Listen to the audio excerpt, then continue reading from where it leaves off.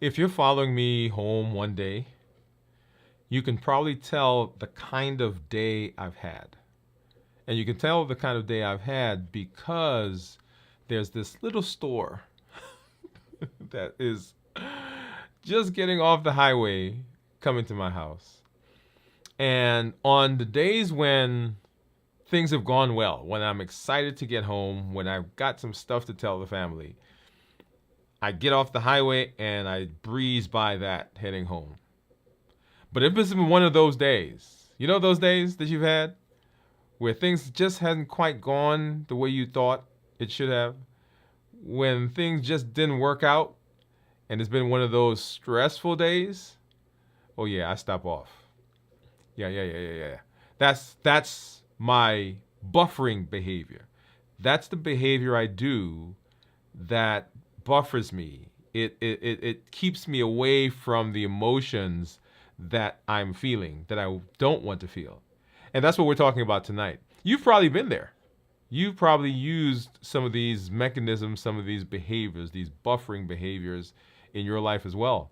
You know, when you just need to take a break, when you just need to get away, when you just need to forget for just a little while, we buffer. And so the goal, though, as we move into health, as we move into New Year, New You, as we continue in New Year, New You, is how do we switch from buffering behaviors to coping?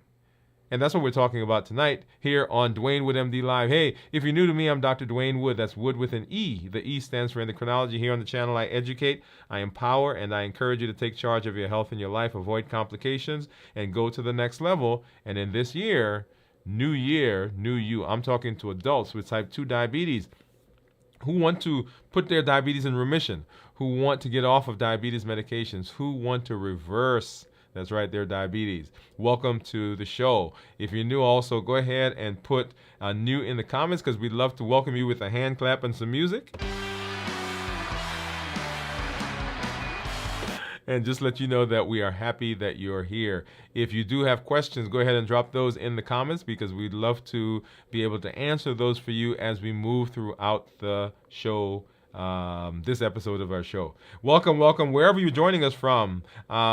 We are streaming on, of course, here on YouTube, on Facebook, on Twitch, on LinkedIn. Where else are we streaming?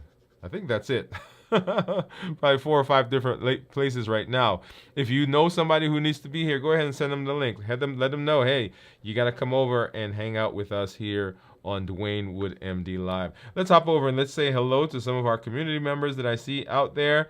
Let's see. Of course, we had Teresa come in and she said, hey, Doctor and everyone. Teresa, glad that you're here. Thank you for hanging out with us.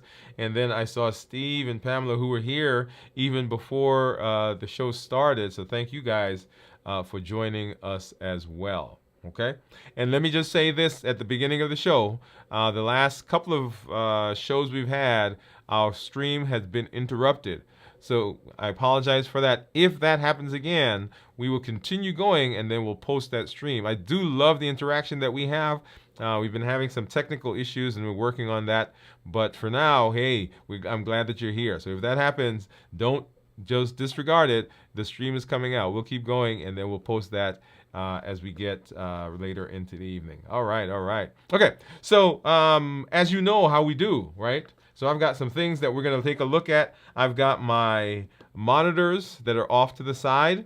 I've got my report that's down below that we're going to take a look at here in just a minute and see what has been going on with my blood sugars over the last several days since we had our check-in last week. Remember, go back and watch our show. Our last show was getting into how can we ensure that we are setting ourselves up for success as we move into the final stretch of the year, right? As we get into this season, but also how do we set ourselves up for success in the long term? And today's show that we're talking about today is actually a block in that process, right? So remember, we're always building.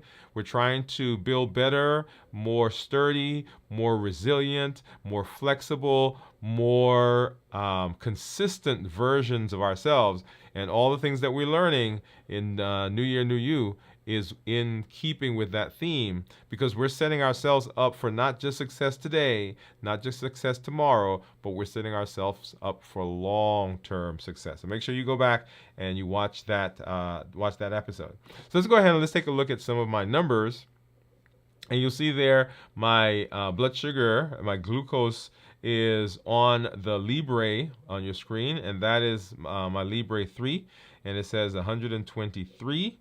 You'll see a little spike there, and I think you won't be able to see it on this, but when we get to the Dexcom, we'll be able to see that a little bit more. So let's go ahead and do that right now. So here's my Dexcom, and let me hop over and tell you something I did while I'm doing that. So as you know, I wear right now. I've got 3 monitors. Can you see them? Right, 2 on this side and 1 on this side. Usually I have 2 on this side, and usually I was wearing the Dexcom G7 and the Stello on this arm, and I wore the Libre on this side. Well, I always wore the Libre on this side, and I always wore the Stello and the Dexcom on this side. And so someone said to me, well, hey, is there a difference between the arms? Right now, I wouldn't expect that there would be a difference. So what I did the last time I needed to change the the Dexcom, I put it over on this side, and so now both it and the Libre are in close proximity to each other. And so what you're seeing right now is the Dexcom showing a 64, and right above it is the Libre showing 123. All right, so about 41 point difference between the two of them. And then let's go ahead and see the Stello, which is on the other arm, and it's saying 157. So it's in keeping more with what the Dexcom is saying, and the Libre is right now the odd man out. But oh, right, you weren't seeing that. Yeah, so there it is. 157 for the Stello, and then let's go back there. 123 for the Libre, and then 164 for the 164 for the Dexcom. Okay, and then let's go ahead and let's take a look at, here is my Keto Mojo and my Contour. Let's go ahead and do those quickly. And I'm just gonna grab one of these strips, pop that in there, and then grab this is the Keto Mojo test strip. Get those going. And as you guys saw the last several shows that we've had, I've not had pretty good success in getting a drop of blood. So we're gonna see how that goes tonight. Make sure my hands are, I should have run it under some water before I came on. Okay, so let's go through it. So lancing device, right? You turn off the top, and it's spring loaded. So when I press the lever, it'll deploy the lancet, which is in here. It'll give me a poke on one of my fingers. And let's go ahead and let's move over here, and let's see. Let's pick this finger. Let's see what we got. All right, let's see if that gave us what we needed in terms of, okay, so that's a pretty good drop. Let's get that one going, get this one going.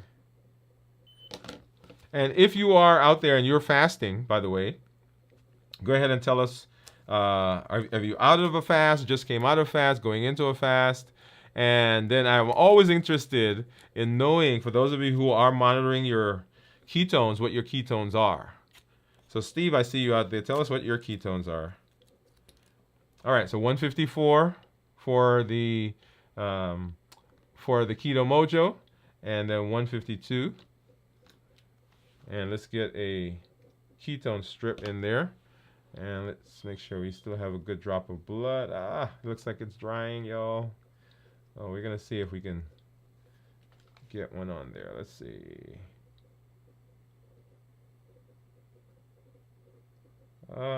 Nope. think that dried too much. Oops. All right, so I'm gonna have to get another strip. That's what I get for talking. See how quickly that dries, by the way?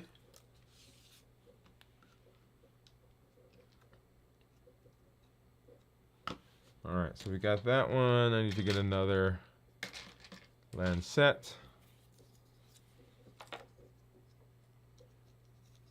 Open that one up. And I think I'm going to use the same finger. All right, there we go. And there we go. That is a good drop. Okay, so what do you think my ketones are going to be? So I have not been fasting since I ended fasting on Friday.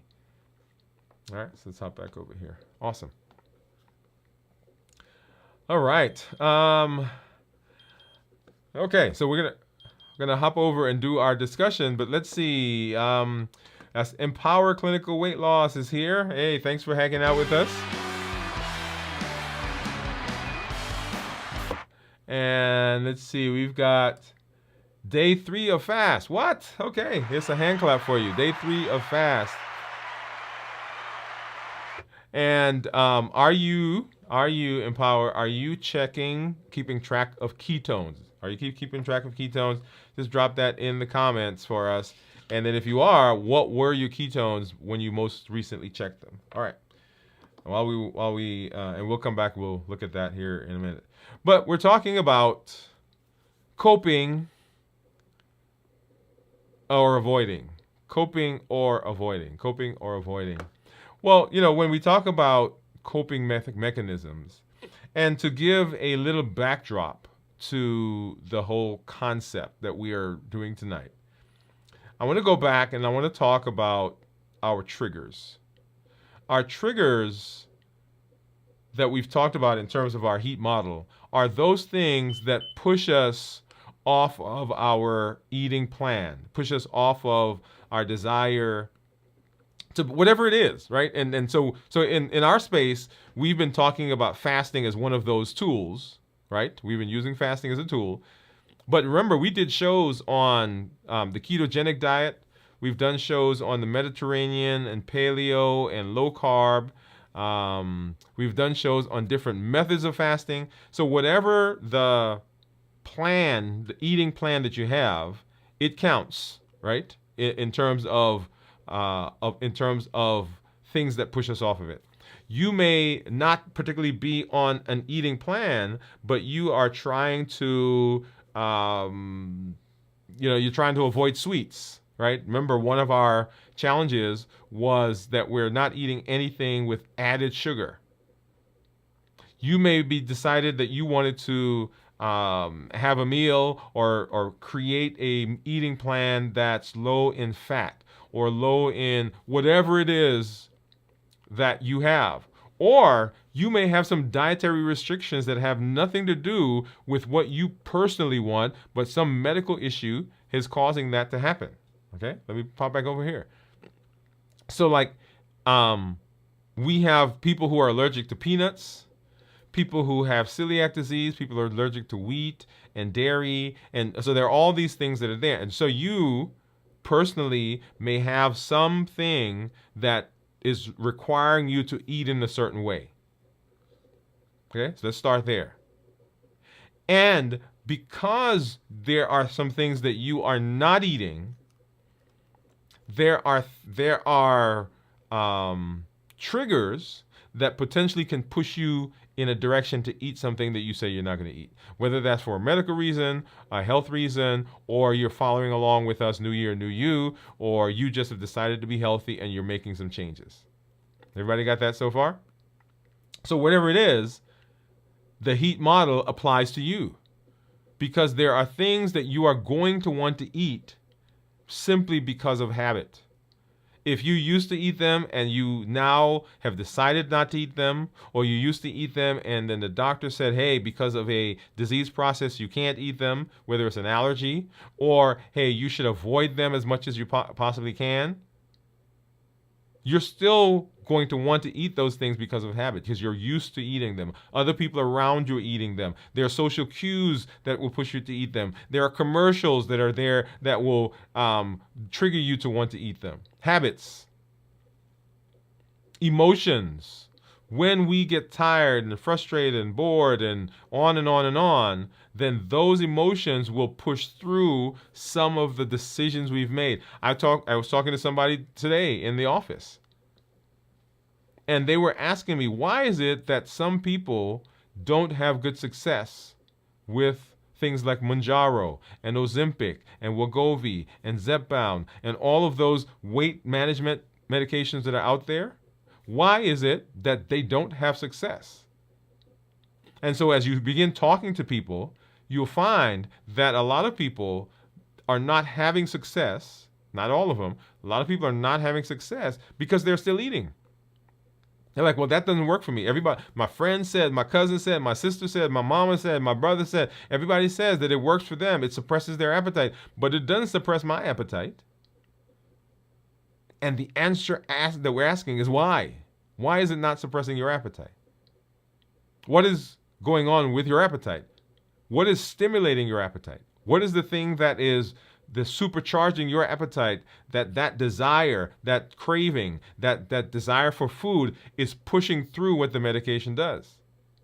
Those emotions. And then the access, there's things around us. We eat because of sight. We see things there. Oh, I'm going to eat that. Not because we're hungry. And matter of fact, I was coming tonight to talk about the coping mechanisms. And I was at the hospital.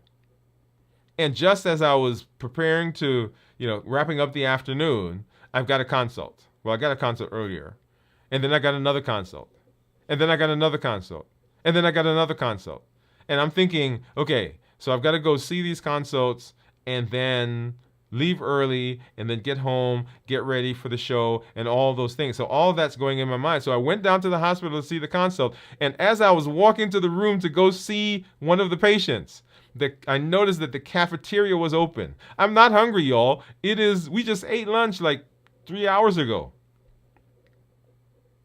And I stopped in and I was going to grab one of my trusty teas, right? That was my plan.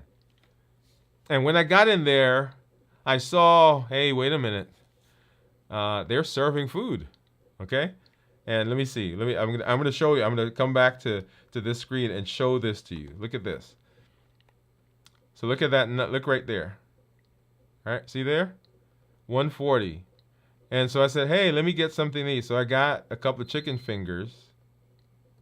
And look at that right there. And that had nothing to do with hunger. But what do you think was going on? What do you think was happening in my head? What do you think was going on in my mind? Right? I was fighting the emotion and I was fighting the access. And then, of course, we eat because of taste. So why do we eat? And so the question is, are you coping or are you avoiding? Right? Are you coping or are you avoiding? So how do you handle stress? How do you personally handle stress? How do you handle anxiety? How do you handle difficult emotions? So remember, we are depressed about the past, we're anxious about the future, and we worry and stress over the present. So that's how it happens. And so how do you handle those emotions? Because a big component of the HEAT model is those are emotions. And we buffer, and we'll talk about what buffering means. I keep throwing that word out. What does buffering mean? But we turn to distractions like food. Food is the last socially acceptable vice. Right? So we turn to food. We turn to TV.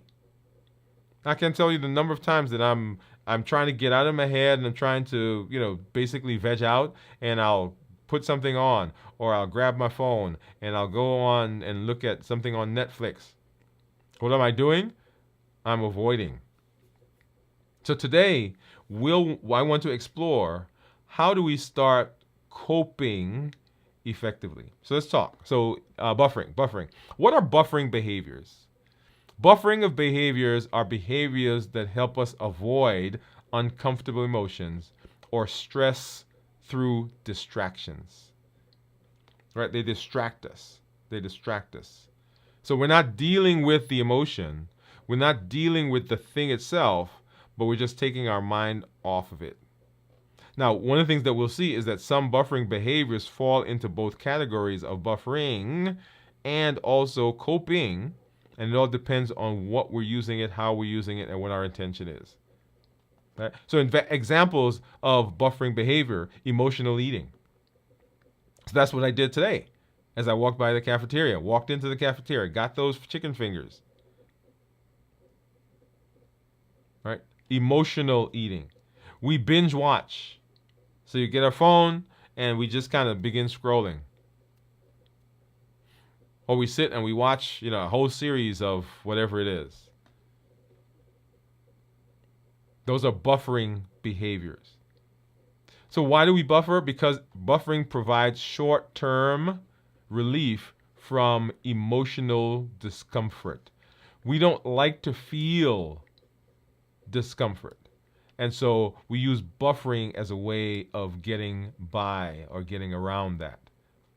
Now, here's a point. I guess let me pause and make a couple of comments. So we're going to be talking about behaviors. We're going to be talking about mechanisms. We're going to be talking about a protocol for being able to switch from buffering to coping. Right? So how do we make that switch? But one of the things to understand, and one of the things that we have got to learn, is that it is okay to be uncomfortable and not need to get out of the discomfort. Oh, what are you saying? What are you saying, Dr. Woode? So let me go through that again. So we buffer because we don't want to feel. That is uncomfortable. That is whatever it is, right? Lonely, tired, frustrated, mad, glad, whatever it is. We don't want to feel that. Or we're already there and we're trying to soothe ourselves. And so we do the buffering behavior. And so what we're suggesting is, instead of buffering, because buffering is that negative thing that you're doing, we're suggesting that you use a coping mechanism, which is, right, so a positive spin on the whole idea. But here's the question. Who says that every time you feel an emotion, you need to get out of the emotion?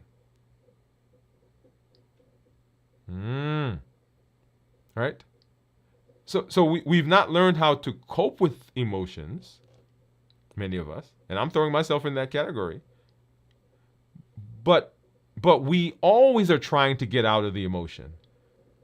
Anytime something is difficult, anytime something is uncomfortable, our first tendency is to say, let me get out of it. And I want to suggest that there are times when you don't need a buffering behavior. You don't need a coping mechanism. It is just what it is. And it's okay to feel that feeling until it goes away. Right? That's a whole show by itself right there. Right? So feel the feeling until it goes away. That's okay. Having said that, as we are talking about buffering, right? So how, moving from buffering to coping mechanisms is what we want to do. So, right. So buffering provides short-term relief from emotional discomfort. The problem with buffering is it doesn't address the root cause of the emotion. It doesn't address the thing. So when you finish binge watching, the thing is still there. When you finish eating the ice cream, the thing is still there. When you finish eating the cake and the cookies and the candy, it is still there. When you finish scrolling on social media, it's still there. When you finish drinking the alcohol, when you finish using the drugs, It is still there. The buffering behavior does not fix the root cause.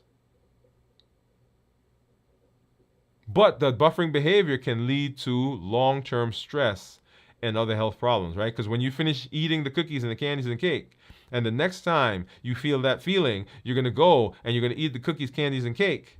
And the next time you feel that feeling, you're going to eat the ice cream, cookies, candies, and cake. And your body gets used to that. And after a while, you look up and you've put on 20, 30, 40 pounds. And now there is mental stress over the physical state that you've created from the buffering behavior.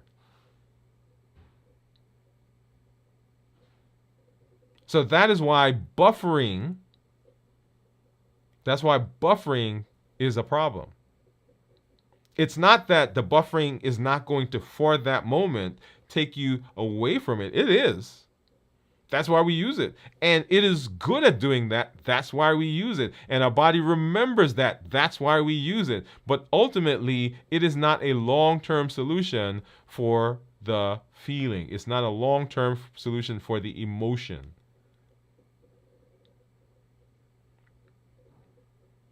So what are coping mechanisms? Well, coping mechanisms are strategies to process and manage emotions constructively. So as we said, buffering behaviors are those behaviors that manage it for the moment, but they don't actually deal with the situation. Coping mechanisms, on the other hand, allow you to put processes in place where you're managing that emotion that you're feeling.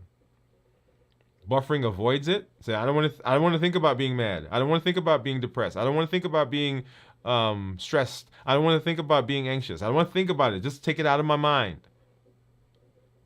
Coping, on the other hand, says, no, let's deal with it. Let's find a good way of dealing with it.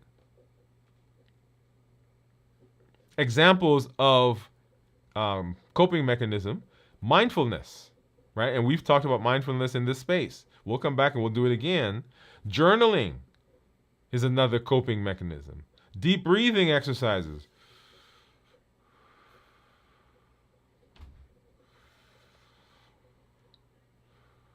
Is another coping mechanism. So what I'm doing is I am dealing with the emotion. I'm feeling that emotion and I'm figuring out, what do I do with it? Now, I may decide that I'm going to sit in the space with the emotion. I can decide that. But I'm deciding to do that. I'm just not buffering, right? So buffer has the connotation of there's something that's between me and the emotion, and so I'm not feeling it. But my coping says, no, I'm confronting it. I am present. I'm present center with that. And then I decide what I'm going to do with it. And so why do coping mechanisms work? Because they help you confront the emotion, right? That's like I say. It helps us build emotional resilience. Let me go back and let me talk about something that we all have probably heard about, or if you have kids you've seen, or if you've got nieces and nephews, grandchildren, whatever, right? So when kids are small, there's this struggle that goes on with parents and children. And the child doesn't want to go to sleep. The child doesn't want to go to sleep. But the parent wants the child to go to sleep. Got it so far? And so we put the child in the room. We put them in the bassinet. We put them in the crib, whatever it is. And we leave. And as soon as we leave, the child starts crying. Wah, wah, right? I remember that happened to us. And so there's always this struggle. Do I let the child cry, or do I go and soothe and comfort the child? And all the experts say that you should let the child cry, because ultimately the child's going to stop crying. And the idea behind that is that the child learns to soothe themselves. Oh, wow. What are you talking about, Dr. Woode? The child has to learn that feeling will go away. That I can, in myself, soothe myself without having mom or dad come pick me up so I feel that. And ultimately, a lot of us, as we grow, never really learn how to soothe ourselves. We never learn to be in the space with the emotion, just like that child, that baby.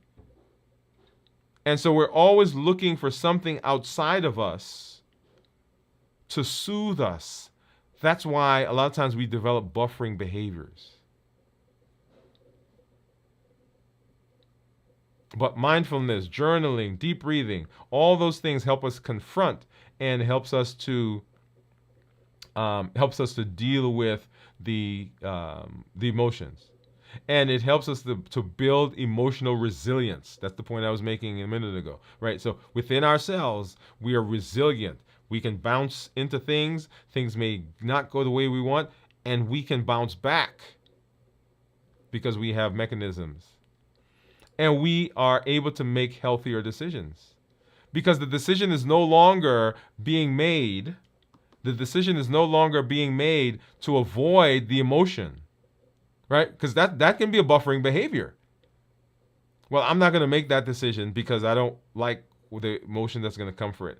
Oh, I'm not going to deal with that. I'm not going to talk about that. I'm not going to venture in that area. I'm not going to get that degree. I'm not going to open the business. I'm not going to start the podcast. I'm not going to write the book. I'm not going to run for office. I'm not going to get on the committee because I don't have the capacity. I don't have the resources. I don't have the tools to deal with the emotions that come from whatever situation comes up in that space. So I'm going to avoid the space. Notice the cascade. And so the goal with these behaviors,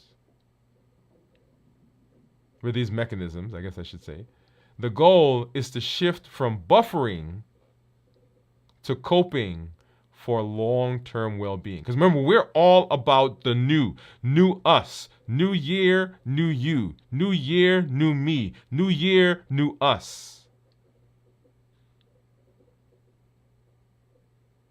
So we don't want to continue doing those same things. So how do we move? How do we move from that space? And so what I want to introduce you to is the COPE model. And the COPE is a play on coping, right? COPE, C-O-P-E, coping. And COPE is a tool to help you manage emotions and stress. Now, you will go out and you can read and you'll find COPE being applied in lots of different places. But this COPE is a COPE that we have put together specifically for this space, for New Year, New You, for Dwain Woode, MD. So the concepts, you'll find them in lots of places, but we've kind of organized them in this area so that we can begin using them for our success. So COPE is a tool. COPE is a tool. Remember, another one of those tools, because we educate, we empower with tools. It's a tool to help you manage emotions and stress. It's a way to help you shift from reactionary, from being reactive and avoidant to healthy coping behaviors, right? Hence the COPE. So we no longer want to buffer. We want to confront. We want to be in the space with our emotions. We want to be able to feel the emotions and yet be able to manage them. And COPE gives us that protocol for doing that. And COPE stands for connect. The C is for connect. You want to connect with your emotions, right? Remember we said we want to be present with them. We want to observe our thoughts and our body. So that emotion that we're having, right? Connect with the emotion. We want to observe what it's doing in our body and in our thoughts. We want to pause before we react, because if we react, we're going to grab the candy, we're going to grab the cookie, we're going to grab the ice cream, we're going to go down to the cafeteria, we're going to get the chicken fingers. And then we want to evaluate our response to see if that mechanism, if that thing we did, if that transition that we made, is it working? So connect, observe, pause, and then evaluate. So step one, connect. Step one, connect. And we're going to jump down to that bottom sentence that you see there, right? This step is all about pausing to acknowledge what you're feeling at any given moment. That's the goal for this step. What am I feeling at this moment? So you want to pause and ask yourself, what am I really feeling? What trigger is in play? What's causing me? And I'll tell you, when I was in the middle, by the way, of eating the chicken fingers. I was eating the chicken fingers, and I was thinking about finishing the chicken fingers so I can come do the show. And I said, wait a minute. I can use the cope right here. Right? Notice, right? So, and it takes practice. Hey, that's what it is. So what am I feeling? Identify what's going on. And so in my head, I'm like, okay, what just happened? Well, I was excited because I was getting ready to leave to come do the show. I was getting my stuff ready. I knew I had a consult at the hospital. And I knew that I had to see the consult. Either I could come do the show and go back do the consult. But then the second one came, and I still was possible to do that. And then the third one came. I was like, okay, wait a minute. And then the fourth one came. Right? And so now my brain is like, okay, how do I manage that? And so I didn't pause. I until until later, and I'm like, okay, what's going on? So I'm a little stressed. I'm anxious. I've got some stuff I've got to do to get home and get ready for the show, and right. So I'm going through all that, and so now I'm identifying what am I really feeling. I'm not hungry. I know I'm not hungry. But when I first started the process, my brain told me I was hungry. And the goal of this is to become aware of your emotional state before you react. So that you pause before you eat the ice cream. So we want to connect, right? Connect with ourselves. This takes emotional intelligence. It takes mindfulness. See how those tools kind of come back into play? And then we want to observe. What are our thoughts and what's going on in our bodies? Notice the physical sensation. Is my head hot? Are my ears hot? Am I breathing fast? Is my heart beating fast? Do I have churning in my stomach? Are my arms crampy? Are my knees weak? Right? So we want to assess what's going on in my body and what's in my mind. Right? Have you ever been in a situation where something happened, like something happened right now, and you go and you're moving along through your day or through that hour or whatever, and all of a sudden your brain is thinking about something that happened like 20 years ago or 2 years ago or some other situation? So this situation triggered the memory of that. So what's going on? What did that thing, what did that stress, what did that whatever do to my body? And what did it do to my mind? So you want to pay attention to your thoughts. Are you overthinking or are you worrying? So this step involves observing the physical and mental cues associated with your emotions. Observing it helps you see the emotion without judging it. Now we're going to come here in a minute and say, okay, what am I feeling? I don't need to judge whether I should be feeling that, whether it's an appropriate feeling. All I need to do is, okay, this is what I'm feeling. I'm just putting a name to it. And then the pause, right? So we connect, we observe, we're going to pause before reacting, and pausing creates space between your emotion and the reaction. Often, emotion happens, reaction occurs. Emotion happens, we go to the reaction. Emotions happens, and it's an automatic process that we get to the reaction. And the pausing allows some